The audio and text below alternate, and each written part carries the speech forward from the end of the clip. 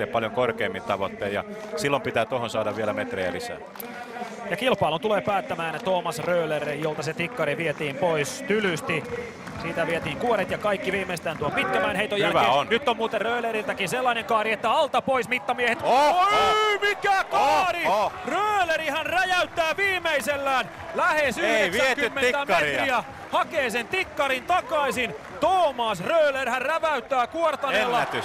Ja nyt syöttää muuten sitten suomalaisille Kuortaneen kisalääkettä oikein roppakaupalla. 89-27. Jättikaari Thomas Röhleriltä. Ja viimeinen kierros sytyttää kyllä tämän Kuortaneen kisan oikein ilmiliekkeihin. Ja palopäällikkönä siellä häärii Thomas Röhler. Aikatempun tekee viimeisellä 89-27. Ja Röhler vie tämän Kuortaneen.